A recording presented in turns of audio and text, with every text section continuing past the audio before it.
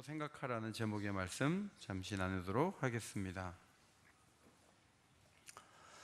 우리가 평상시에 생각을 하고 사는데 어떤 생각을 하느냐에 따라서 우리가 행복하기도 하고 불행해지기도 합니다. 보통 오늘에 대한 생각과 내일에 대한 생각을 많이 하는데 염려하는 일들이 참 많고 어려움에 초점이 많기 때문에 누가 도와주지 않아도 부정적인 생각을 갖는 것이 참으로 쉬운 것이 세상사라고 생각을 합니다. 어제는 지나간 날이니까 잘 안 돌아보려고 하고 가능하면 오늘과 내일만을 중요하게 여기면 하나님 빼놓고 생각해 보면 긍정적으로 생각할 것들이 별로 없고 대부분 부정적인 것들이 많이 있다는 것을 발견하게 됩니다. 지금 에베소서를 우리가 묵상하고 있는데 옥중서신은요, 에베소서가 옥중서신인데 감옥에서 적었단 말이죠. 그러면 여러분이 지금 투옥된 상태에서 편지를 쓰라고 한다면, 지금 중요한 분들이 감옥에 가 있어요. 이대 총장님도 지금 옥에 계신데 전 총장님이 옥에서 지금 글을 쓰라고 한다면 그 글이 환하고 밝고 긍정적이고 이런 글이 나오기보다는 자신의 심세를 한탄하고 자기를 잡아다 가둔 사람들을 원망하는 그런 글을 쓰기가 너무 쉬운데, 놀랍게도 에베소서를 읽어보면 이것이 과연 옥에서 쓴 서신인가 할 정도로 굉장히 밝은 이미지가 강하다는 것을 발견할 수가 있습니다. 어떻게 그럴 수 있을까 하면, 바울이 감옥에 있지만 생각을 지금 밝게 하고 있고 복음 가운데 생각하고 있고, 그 생각을 자기만이 갖고 있는 것이 아니라 에베소 교회 성도들에게 내 생각을 전하고, 그들도 그렇게 나처럼 생각을 하면 정말 교회 생활도 잘하고 정말 웃으면서 살 수 있을 텐데, 다른 서신서들은 문제를 좀 해결하려고 하는 서신들이 많잖아요. 고린도전서도 굉장히 많은 문제를 터치하잖아요. 근데 에베소서는요, 문제를 해결하려고 쓴 서신이 전혀 아니에요. 하나님의 교회의 영광을 성도들에게 그저 알려주고 싶은, 교회의 통일성을 알려주고 우리 모두가 하나가 되어서 하나님이 받으실 만한 그런 모습으로 서는 것을 원하여서 바울이 기록한 것이죠. 그래서 이 복음 속에 살아있는 이 생각, 그래서 바울이 오늘 2장 11절 말씀에 그러므로 생각하라, 생각을 좀 해봐라. 뭘 생각하라는 것입니까? 11절로 13절에 보면 그때와 이제는 이 차이를 좀 생각을 해봐라 이런 말이에요. 그때는 언제냐면 예수 믿기 전, 예수님 만나기 전, 지금 예수 믿은 다음, 지금 예수 그리스도의 사람이 된 다음에 나의 모습에 대해서 어떤 것인가 에베소 교인들이 좀 생각해봐라 하는 거죠. 성도들은 유대인들이 보기에는 다 이방인들이었습니다. 그리고 할례받지 않은 사람들이었고 그리스도 밖에 있었습니다. 이스라엘 나라 밖의 사람들이었습니다. 하나님으로부터 멀리 떨어져 있는 사람이었어요. 여러분, 유대인들을 이방인들이 귀하게 여기지 않죠. 로마 사람들은 유대인들을 무시하지만 유대인들은 이방인들을 볼 때 참으로 안타까운 모습으로, 때로는 경멸하는 모습으로 바라봤습니다. 종교적으로 아주 이방인을 우습게 여겼죠. 탈무드에 이런 말이 있어요. 하나님께서 이방인도 유대인과 비슷한 모양으로 만드신 이유는 유대인들이 그들을 종으로 부를 때 불쾌하지 않도록 하기 위해서. 비슷하게 생겼지만 똑같지는 않다는 거예요. 비슷하게 만든 이유는 종으로 부려야 되는데 너무 희한하게 괴물처럼 만들어 놓으면 유대인이 불편할까 봐 이방인들도 비슷하게 만들었지만 우리는 속과 겉이 완전히 다르다, 이렇게 생각하고 있었다는 것입니다.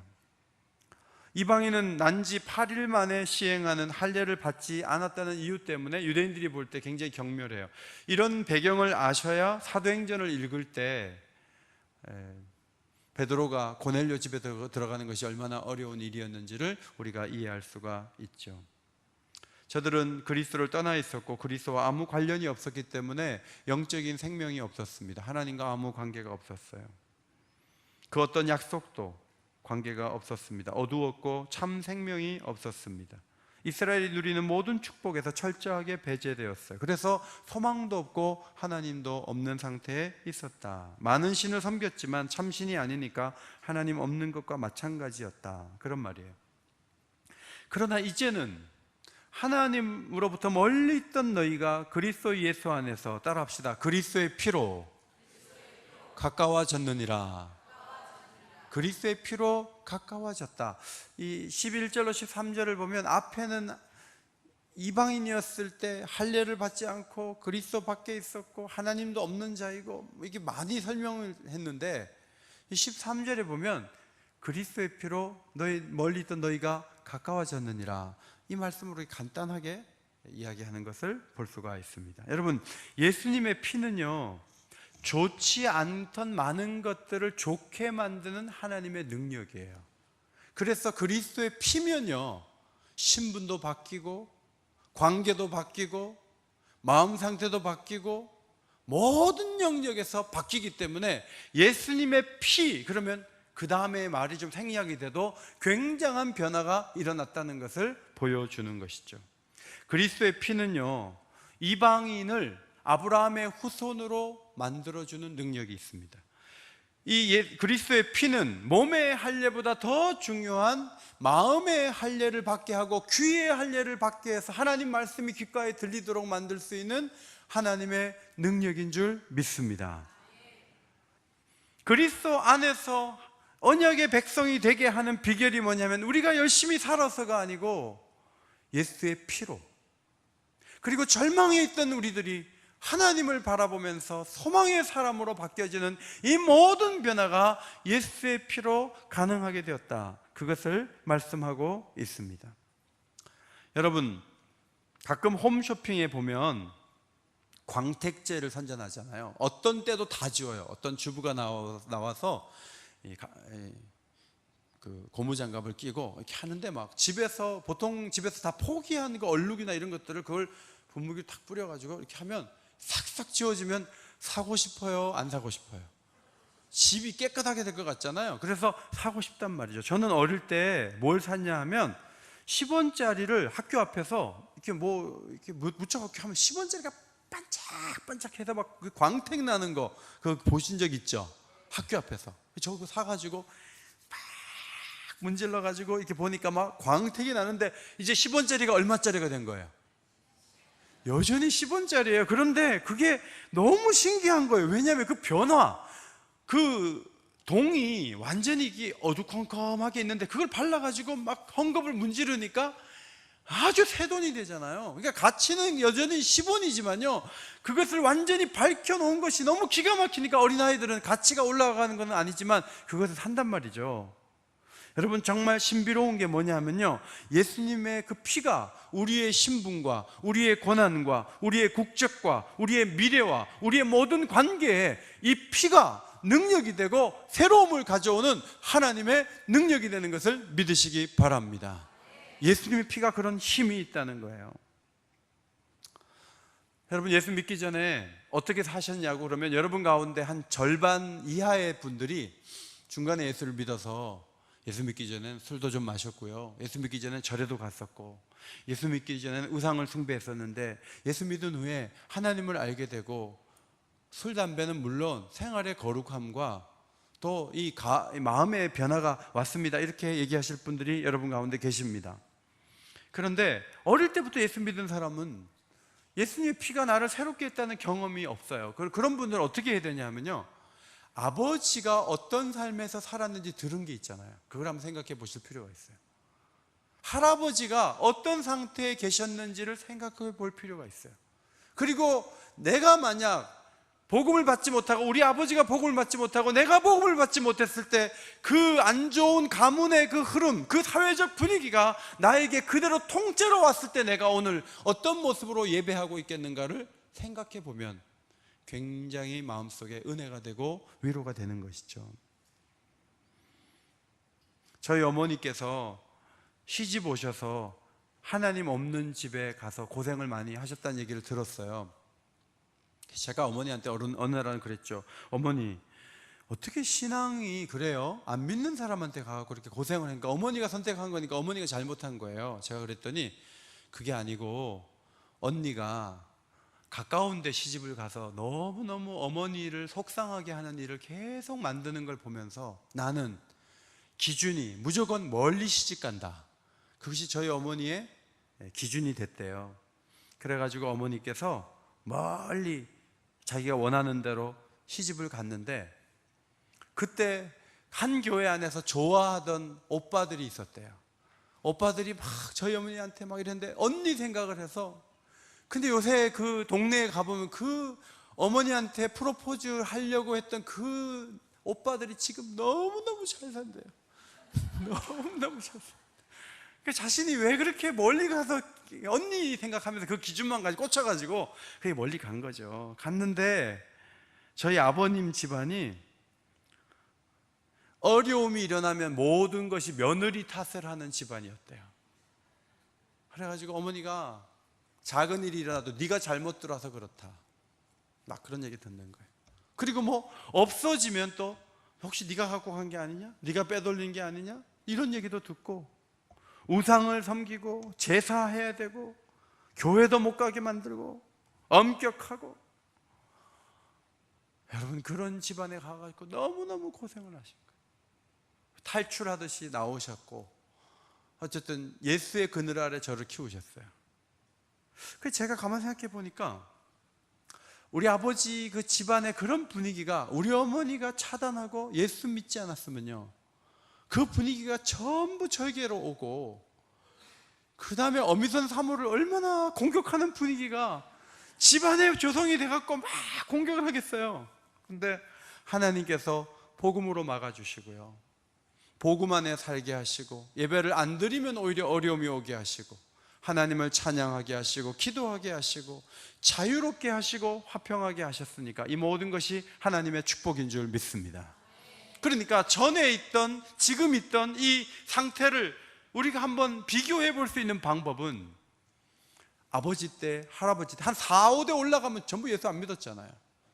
그 분위기가 내게 계속 왔을 때 나와 중간에 예수를 믿고 변화된 나를 비교해 보면 여기서 큰 하나님의 축복이 발견되는데, 그 모든 변화는 우리의 노력이 아니라 예수의 피로 우리가 변화된 줄 믿습니다.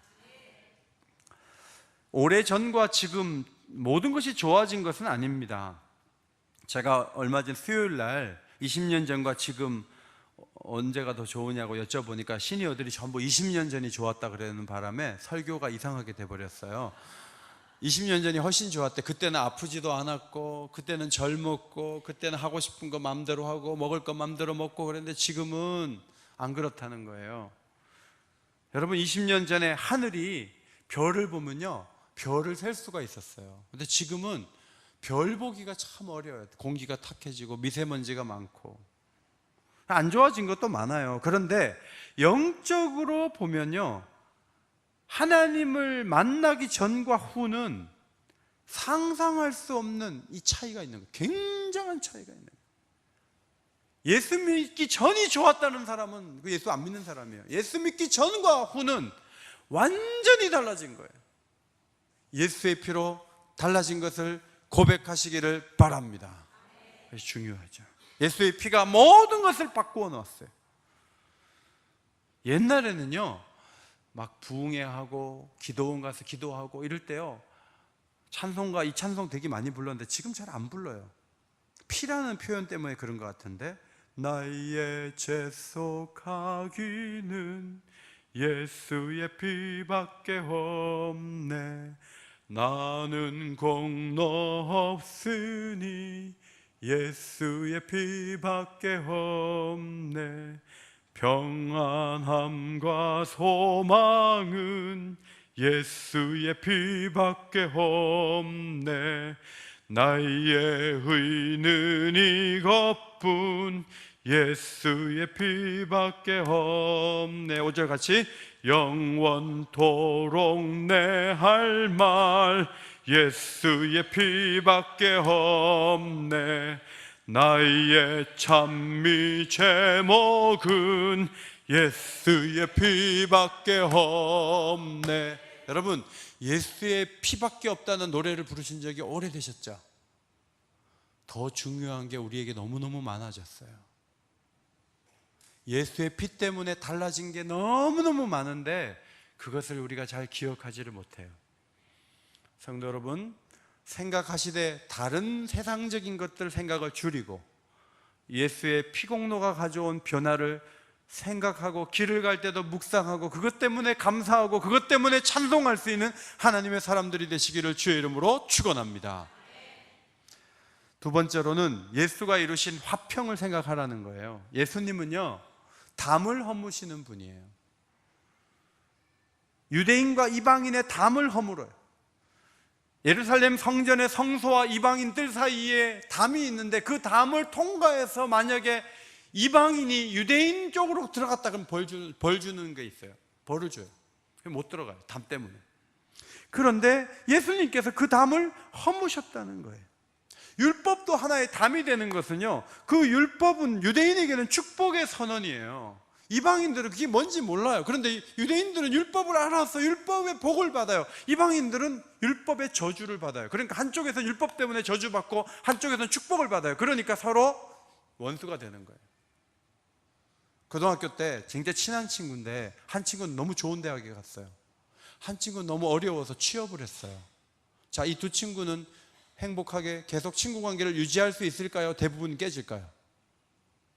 한 사람은 너무 좋은 대학에 갔어요. 한 사람은 시급 얼마 안 되는 데 가서 계속 일을 해야 돼요. 그러면 이 두 사람이 계속 친할 수 있어요? 아니면 깨져요? 거의 깨져요. 율법이라는 게요, 유대인에게는 축복일지 모르지만 이방인들에게는 그 근거 때문에 이방인들이 저주를 받는 거예요. 그런데 예수님이 오셔가지고 이 율법을 폐하시는 거예요. 그런 의미의 율법을 폐하시는 거예요. 십자가의 죽으심으로 하나님과 원수된 것을 허무시고 유대인과 이방인을 멀어지게 하는 율법을 폐하심으로 이 두 관계가 가까워질 수 있게 하시는 거예요. 이방인이 유대인이 될 필요가 없어요. 유대인이 유대인인 걸 내세울 필요가 없어요. 여기서 오늘 중요한 표현 하나가 있는데 이것입니다. 따라합시다. 한 세 사람. 한 세 사람이 되는 거예요.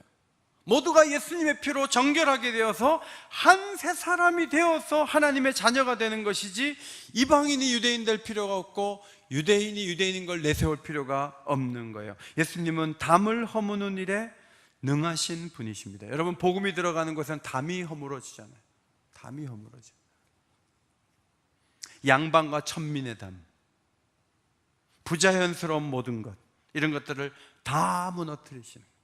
아펜젤러가 한국에 왔을 때 양반의 복장을 주로 하고 고종하고 친하게 지냈어요. 그래서 양반 대우를 받았는데 천민들을 만날 때 너무너무 잘해준 거예요. 왜냐하면 사람은 다 평등하잖아요. 여성들과 천민들을 잘하니까 천민들이 그냥 격이 없이 이렇게 아펜젤러 선교사님께 온 거예요. 그러니까 양반들하고 잘 지내고, 그리고 연약한 사람들하고 잘 지내면서 복음 앞에서 모두가 평등하다는 것을 보여줬다는 것이죠. 성도 여러분, 우리 교회 안에 담이 있습니까? 그 담을 허무는 축복이 복음 가운데 있다는 것이죠. 교인들 가운데 이렇게 담이 있고, 뭔가 세대 간의 담이 있고, 이 금요기도에 너무 축복스러운 모임이에요. 왜냐하면요, 여기 중고등학생들이 와요. 여기 청년들이 와요. 여기 시니어들이 와요. 이 모임은 뭐 젊은이들만 모임도 아니고 노인들만의 모임도 아니에요. 모든 세대가 같이 모이는 거예요. 금요일 날 같이 기도하다가 아직 우리가 무너뜨리지 못한 담이 무너지는 축복이 있게 되기를 주의 이름으로 축원합니다. 옥인교회 장점 중에 하나는 장애인과 비장애인의 담이 무너지는 거죠. 아니, 하나님의 축복이에요. 예수를 믿지만 얼마나 많은 담이 우리를 괴롭히는지 몰라요. 그 담은 얼마나 아픔을 주는지 몰라요. 여러분, 이 담이라고 하는 게 얘기를 길게 했다 그래서 무너지는 게 아니에요. 예수님이 개입해야 무너지는 거예요. 그래서 기도하는 거예요. 하나님, 저분하고 저하고 담이 있어요. 우리가 만나서 얘기할 때 성령이 역사해 주세요. 그러면 한번 딱 만나갖고 담이 무너지는 거죠. 그런데 풀자고 만나가지고 더 담을 쌓는 경우도 얼마나 많은지 몰라요. 부부간에 담이 있습니까? 무너뜨리는 역사가 있게 되기를 바랍니다. 하나님이 하시는 거예요. 이 찬양도 요새는 잘 안 부르던데, 주는 평화 막힌 담을 모두 허셨네, 주는 평화, 우리의 평화. 주는 평화, 막힌 담을 모두 허셨네. 주는 평화, 우리의 평화. 다 함께 염려다 맡기라, 주가 돌보시리. 주는 평화, 우리의 평화. 염려다 맡기라, 주가 돌보시리. 주는 평화, 우리의 평화. 마지막 19절로 22절은 우리의 위상을 생각하라는 거죠. 외국인도 아니고 나그네도 아니다, 하나님 나라 시민이고 그분의 가족이다, 그렇게 말씀하고 있습니다. 여러분, 시민권 없이 외국 생활하는 거 너무 힘들거든요. 그런데 예수님을 통해서 우리가 하나님 나라 시민이 되었어요. 모든 혜택을 누릴 수 있게 됐고 그분의 가족이 되어서 상속권까지 갖게 됐어요. 우리 그리스도인들은 사도들과 선지자들의 터 위에 있다. 신구약 말씀, 변함없는 진리 위에 우리가 서 있다. 그리고 우리가 성령 안에서 지어져 가는 하나님 성전의 한 부분으로 되어 있다. 오늘도 병원 신방 가서 제가 이 말씀 나눴어요.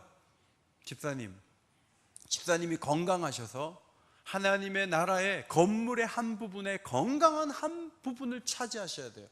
회복이 잘 되셔가지고 한 건물의 한 부분이 되셔서 집사님의 회복으로 끝나는 것이 아니고 건강한 하나님 나라 전체의 한 부분을 집사님이 잘 세우기 위해서 빨리 병원에서 일어날 수 있도록 그렇게 기도하기를 원합니다. 그렇게 말씀을 드렸어요. 어제 강화도에 가서 그레이스 힐이라는 센터에 가봤는데, 사진 있어요? 사진? 예, 어제 가봤는데 강화도에 이렇게 멋지게 센터를 잘 지어놨더라고요. 한 300명 들어가는 강당도 있고 밖에 이렇게 밖을 볼 수 있는 공간들이 너무너무 개방형으로 잘 지어져 있는 것을 보았어요. 여러분, 예수를 믿다 보면요, 혼자가 아니고 더불어 같이 움직이다 보면 아주 멋진 작품들이 나오는 거예요. 오늘도 야외 선교단이 이렇게 오셔서 찬양을 이렇게 하셨는데, 단기 선교 가기 전에 지교회 순방하고 우리는 또 오셔서 찬양하시라고 했는데, 오늘 밤에도 같이 이렇게 움직이는데 뭔가 이렇게 지어지는 거잖아요.